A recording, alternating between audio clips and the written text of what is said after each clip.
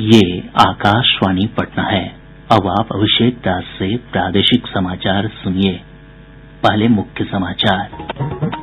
झारखंड में हुई भारी बारिश के कारण पटना, नालंदा, अरवल और जहानाबाद समेत दक्षिण बिहार में बाढ़ की स्थिति और बिगड़ी। राहत और बचाव कार्य जारी। राजधानी पटना समेत प्रदेश के अधिकतर हिस्सों में देर रात से रुक रुक कर बारिश का सिलसिला जारी। अगले 24 घंटों के दौरान उत्तर बिहार में कई स्थानों पर भारी बारिश का पूर्वानुमान।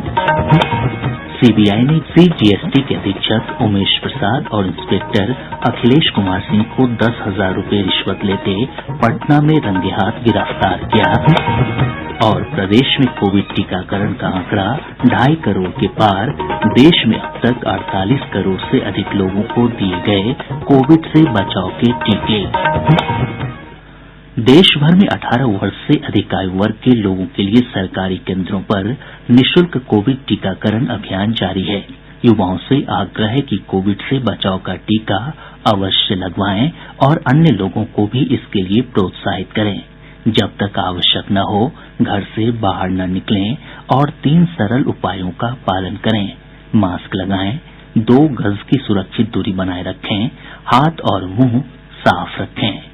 साथ ही कोविड से संबंधित जानकारी प्राप्त करने और मार्गदर्शन के लिए लोग राष्ट्रीय हेल्पलाइन नंबर 1075 पर संपर्क कर सकते हैं। बिहार सरकार की हेल्पलाइन नंबर 104 पर भी जानकारी प्राप्त की जा सकती है। अब समाचार विस्तार से। झारखंड में लगातार हुई भारी बारिश के कारण दक्षिण बिहार में बाढ़ की स्थिति गंभीर बनी हुई है।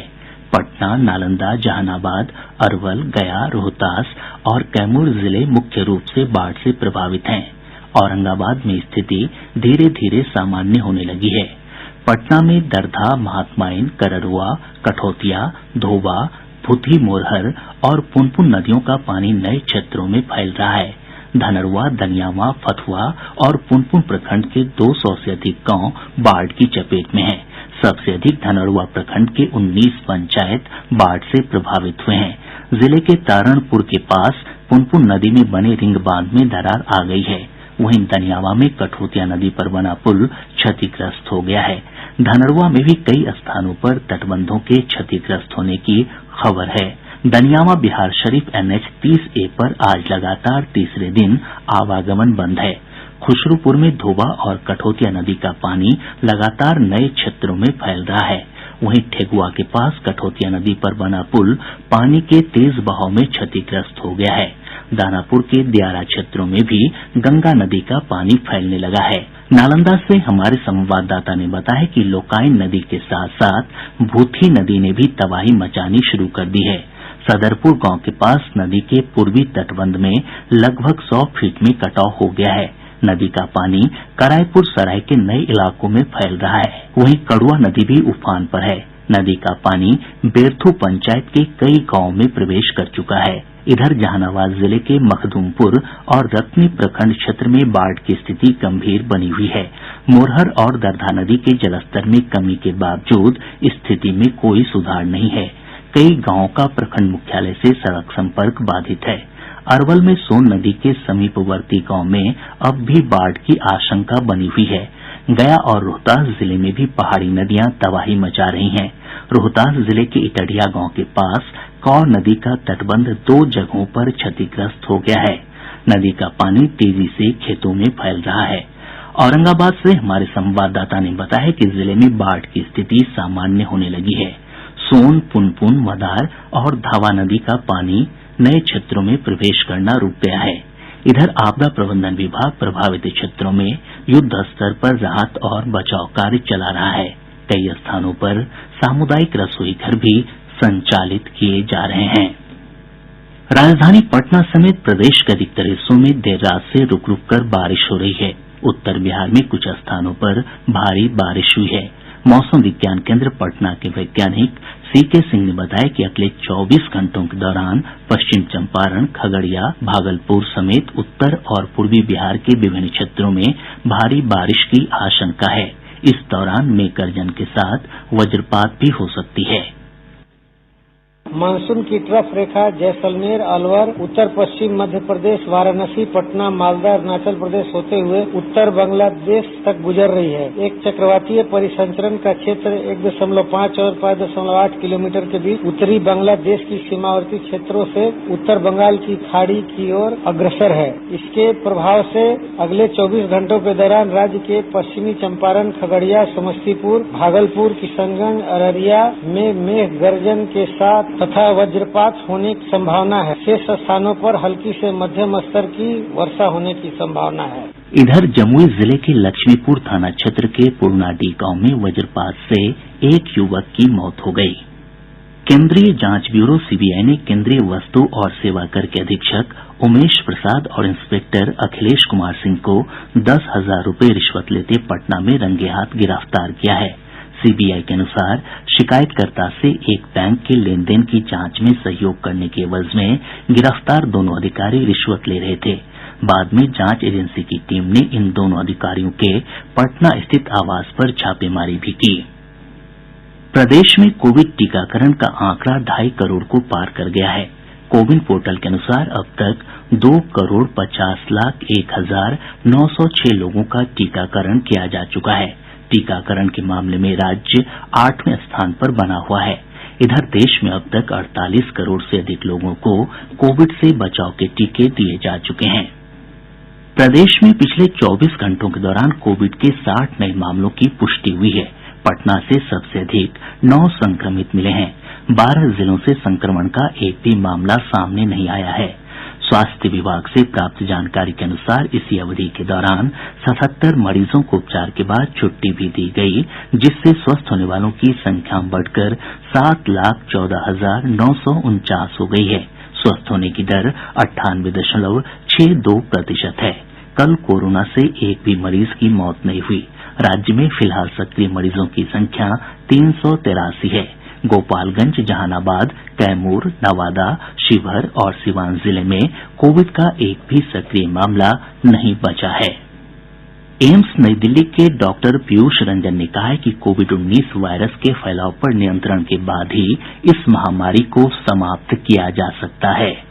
अगर हम इसके ट्रांसमिशन के यानी एक व्यक्ति से दूसरे व्यक्ति के बीच संक्रमण की चेन को बिल्कुल तोड़ दें, तो फिर ये संक्रमण की क्षमता के चांसेस जो है वो खत्म हो जाए। अनफॉर्चुनेटली इस वायरस की जैसे इंक्यूबेशन पीरियड है, यानी कि एक बार इन्फेक्टेड होने के बाद जितने समय तक वो सिम्टम के आने में लगता है और उसके बाद जो इसकी ट्रांसमिसिबिलिटी है, तो ये बिल्कुल हो करके खत्म नहीं हो सकता। ये तभी हो सकता है जबकि हम लोग इसको नियंत्रण करके रह सके, और उसके लिए जो कोविड एप्रोप्रिएट बिहेवियर है उसका हमें रिलीजियसली और रिगरसली पालन करते रहना पड़ेगा। प्रदेश में कोरोना से जान गंवाने वाले चिकित्सकों और स्वास्थ्य कर्मियों को संबंधित जिलाधिकारियों की अनुशंसा पर 50 लाख रुपए की मुआवजा राशि मिलेगी। स्वास्थ्य विभाग ने इस संबंध में सभी जिलाधिकारियों को आदेश निर्गत कर जल्द से जल्द संबंधित प्रमाण पत्र भेजने का निर्देश दिया है। गौरतलब है कि राज्य में अब तक 39 चिकित्सकों और स्वास्थ्य कर्मियों के परिजनों को ही ये राशि मिली है। प्रादेशिक समाचार आप आकाशवाणी पटना से सुन रहे हैं। राज्य सरकार ने सामान्य प्रशासन विभाग से लोक शिकायत निवारण अधिकार अधिनियम के तहत पारित आदेशों के अनुपालन संबंधी रिपोर्ट 3 दिनों के अंदर मांगी है। मुख्य सचिव ने इस संबंध में आदेश जारी किया है। गौरतलब है कि जनता के दरबार में मुख्यमंत्री कार्यक्रम में लोक शिकायत निवारण अधिकार अधिनियम के तहत पारित आदेशों का अनुपालन नहीं होने की कई शिकायतें सामने आई हैं। मुख्यमंत्री नीतीश कुमार ने ऐसे मामलों का जल्द से जल्द निपटारा करने का आदेश दिया है। राज्य की सभी पंचायतों में प्रतिदिन अनिवार्य रूप से न्यूनतम 2.5 घंटे आरटीपीएस काउंटर खोले जाएंगे। पंचायती राज विभाग ने इस संबंध में सभी जिलाधिकारियों को आदेश निर्गत किया है। आदेश में कहा गया है कि 15 अगस्त से सभी ग्राम पंचायतों में आरटीपीएस काउंटर का संचालन किया जाना है, ताकि लोगों को उनके घर के पास ही जाति, आवासीय और आय जैसे प्रमाण पत्र लेने की सुविधा उपलब्ध हो। प्रदेश में खाद की कालाबाजारी करने के आरोप में अब तक 114 खाद विक्रेताओं के लाइसेंस रद्द कर दिए गए हैं। कृषि मंत्री अमरेंद्र प्रताप सिंह ने ये जानकारी दी।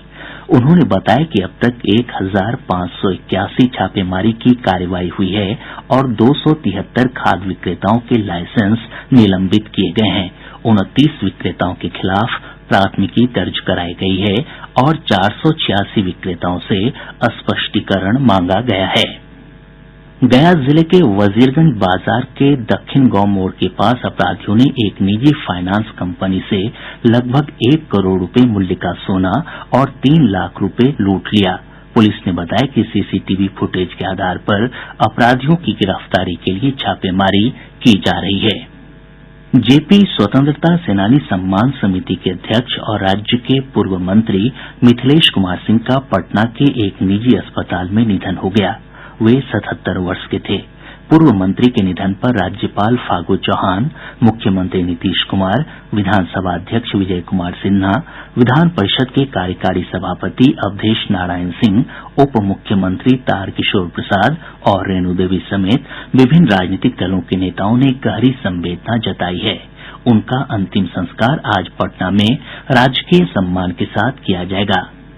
केंद्र सरकार ने ऐसे मैसेज को फर्जी बताया है जिसमें दावा किया जा रहा है कि शिक्षा मंत्रालय कोरोना महामारी के बीच वर्चुअल शिक्षा का समर्थन करने के लिए सभी लोगों को मुफ्त लैपटॉप प्रदान करेगा। पत्र सूचना कार्यालय पीआईबी ने सभी लोगों से झूठे दावे वाले इस मैसेज को आगे फॉरवर्ड न करने का आग्रह किया है।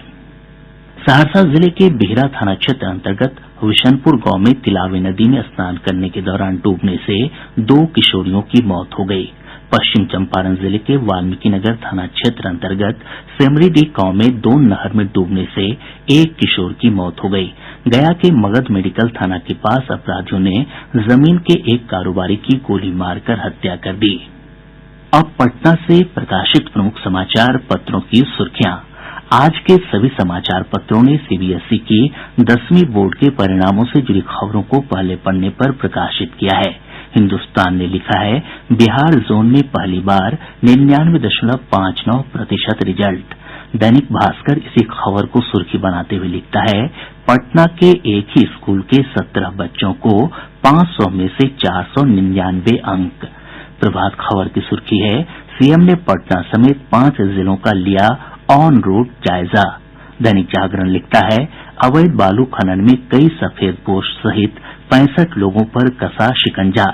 राष्ट्रीय सहारा ने दिल्ली में राजद अध्यक्ष लालू प्रसाद और शरद यादव की मुलाकात की खबर को प्रमुखता से प्रकाशित किया है। दैनिक आज की सुर्खी है अब हर महीने होगा कोविशील्ड की 12 करोड़ डोज का उत्पादन। और अब अंत में मुख्य समाचार एक बार फिर। झारखंड में हुई भारी बारिश के कारण पटना, नालंदा, अरवल और जहानाबाद समेत दक्षिण बिहार में बाढ़ की स्थिति और बिगड़ी। राहत और बचाव कार्य जारी। राजधानी पटना समेत प्रदेश के अधिकतर हिस्सों में देर रात से रुक रुक कर बारिश का सिलसिला जारी। अगले 24 घंटों के दौरान उत्तर बिहार में कई स्थानों पर भारी बारिश का पूर्वानुमान। सीबीआई ने सीजीएसटी के अधीक्षक उमेश प्रसाद और इंस्पेक्टर अखिलेश कुमार सिंह को 10,000 रूपये रिश्वत लेते पटना में रंगे हाथ गिरफ्तार किया। और प्रदेश में कोविड टीकाकरण का आंकड़ा 2.5 करोड़ के पार। देश में अब तक 48 करोड़ से अधिक लोगों को दिए गए कोविड से बचाव के टीके। इसके साथ ही आकाशवाणी पटना से प्रसारित प्रादेशिक समाचार का ये अंक समाप्त हुआ।